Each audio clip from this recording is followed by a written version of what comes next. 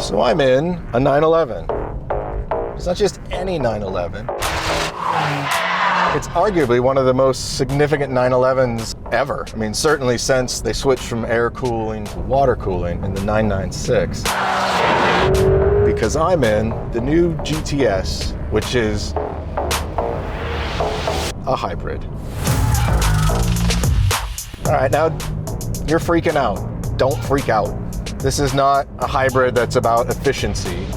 This is a hybrid that is about performance. This is a T-hybrid, which is basically short for turbo hybrid. Ooh, fast one.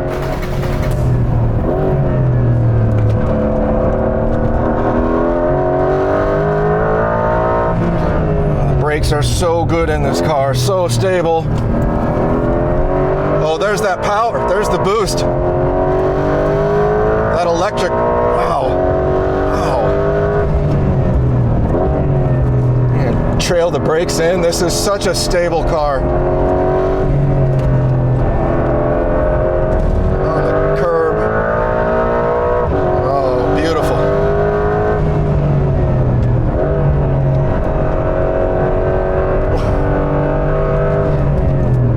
And just when you think the regular Carrera is really good, Carrera 2, this thing shows up. Oh, there's the electric boost coming out of the motor, helping the turbo spool up. Something else. Stand on those brakes. Brake into this. Excellent. This is the fast part of the track.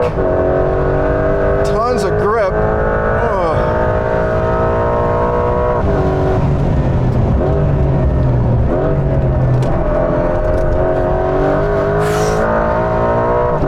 What's not to like about this? Just look at that, trail it. Rides the curbs well. Oh.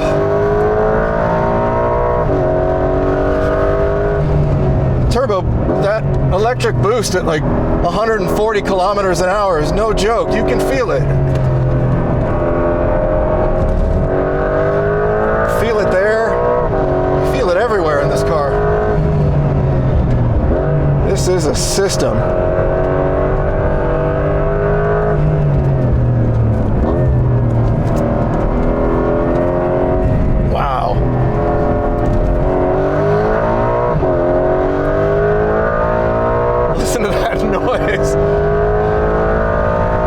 Proper loud, proper Porsche sounds coming out of this car. Just you'll love to hear it. This has really good air conditioning too. I'm kind of a sweaty mess after a few laps. Wow. So it's all well and good that the GTS can do racetrack things, but most people will drive this car on the road, and so we're going to put the drive mode selector into normal, and we're just going to cruise. And it feels like a very normal car. It's not too loud, the exhaust isn't that loud, but it still has all of the precision from the steering. The body feels really solid. This is such a good electric power steering system. It's now just a good steering system in general.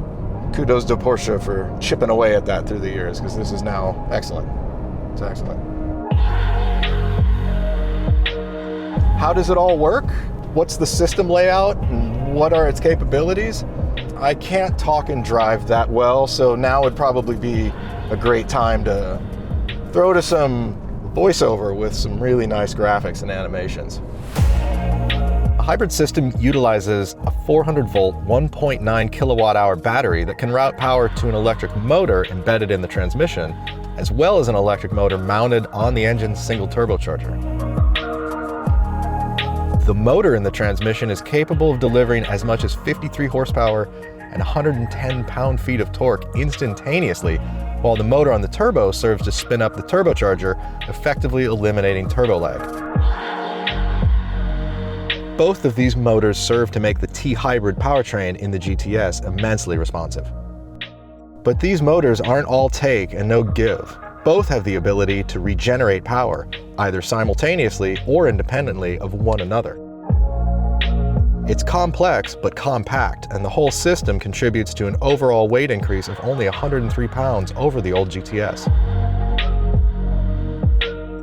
All GTSs now come standard with sport suspension. This car is equipped with PDCC, which is Porsche Dynamic Chassis Control, and that has been engineered to work with the 400-volt hybrid system, so its responses are super fast. One of the biggest shocks in this car is just the level of transparency that there is with all of its systems, is you simply don't feel them. You don't feel this hit of electric boost. It's not something that stands out. You don't hear the electric motor. You don't feel the chassis working and changing itself depending on the condition of the track, how fast you're going, all that. But just everything just works seamlessly. And I think that's a hallmark of a really well-engineered car. I mean, you could drive this thing around in normal mode across country and it's just comfortable, nice and firm, sporty, really good. There are other things that Porsche has updated in the GTS as well. Some of them you might like the much improved integration of Apple CarPlay. There's also Android Auto as well. But they've gotten rid of the key on the left-hand side and replaced it with a start button. The instrument panel has lost its analog tack, and it's now a full 12.6-inch, fully digital screen. It's progress, but what that screen has allowed Porsche to do is reconfigure the display, and there were some complaints with the previous display where you would lose visibility of the modules on the outside edge. Now they fixed it, so everything is very clear and easy to read. There's also wireless charging below here, and it's cooled as well, so you can leave your phone in there and it won't just totally melt and overheat. Other things that are standard are Racetek's interior trim, a sport exhaust system, and rear axle steering. But this engine is really something else, and this hybrid system is a gigantic undertaking by Porsche, because if it feels like a hybrid system, no one's gonna like it. So it has to feel like a regular 911 to be successful. As strange as that sounds, all that cool tech, all the added power, it has to be seamless. And boy, is it seamless.